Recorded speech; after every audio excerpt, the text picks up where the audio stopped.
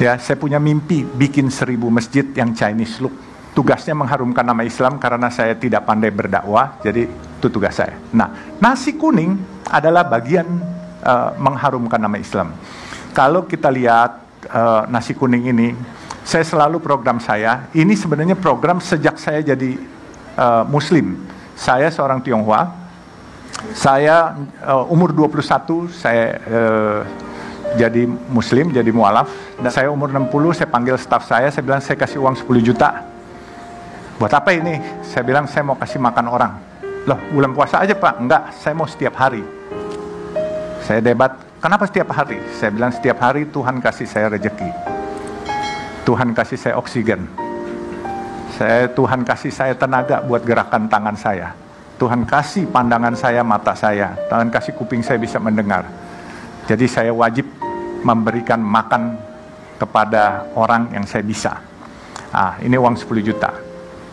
Alhamdulillah 10 juta sampai hari ini uang itu nggak habis.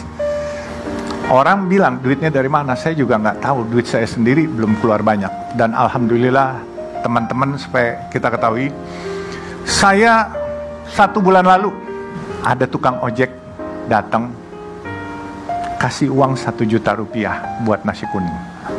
Ditanya, kenapa nyumbang ini? Oh, saya pernah waktu nggak punya uang, saya ikut makan di sini. Sekarang saya ada rezeki. Padahal kalau lihat tukang ojeknya, kacamatanya aja pecah-pecah kacanya. Dia harusnya bisa beli kacamatanya, tapi dia mau ikut nyumbang. Oke, saya bilang diterima dan diucapkan terima kasih. Jadi ada saudara-saudara dari teman-teman Nasrani datang makan, naik mobil Mercy. Staf saya sudah sempat seuzon, orang naik Mercy makan. Saya bilang jangan marah, nggak apa-apa. Dia bayar 3.000 terima, nggak bayar juga terima. Kenapa begitu? Saya bilang pahala kebaikan dia, kalau dia nggak bayar, dia bayar 3.000, itu buat kita, nggak ada masalah kok. Akhirnya yang udah seuzon, tahu-tahu ibu-ibu dari kaum Nasrani itu memberi bungkusan di amplop. Kita buka 50 ribuan satu gepok. Saya panggil, ibu maaf, ini duit ibu kebanyakan. Kenapa? Dia nanya saya, yang membuat saya terenyuh. Karena saya Nasrani, nggak boleh ya? Oh bukan begitu, saya cuma bilang ini uang ibu kebanyakan. Nggak punya agama apapun juga boleh bu makan di sini. Mau nyumbang juga boleh, nggak nyumbang juga boleh. Saya bilang gitu. Dia bilang, saya minta proposal boleh nggak sama nomor rekening, saya mau ini. Nah, memang nasi kuning ini saya juga nggak ngerti kenapa jadi luar biasa viral sehingga menjadi heboh. Tapi buat saya berbuat kebaikan, saya nggak berpikir ini jadi populer, mencari popularitas, enggak. Saya umur 60, saya ingin berbuat baik, saya ingin berbagi kepada orang karena hidup saya hari ini sampai saya ada saat ini karena dari kecil hidup saya ditolong orang. Saya dibantu orang. Saya dulu dagang es mambo. Saya bawa es dari ibunya teman saya punya, saya dagang. Nah, setiap dagang itu 5-6 orang kita.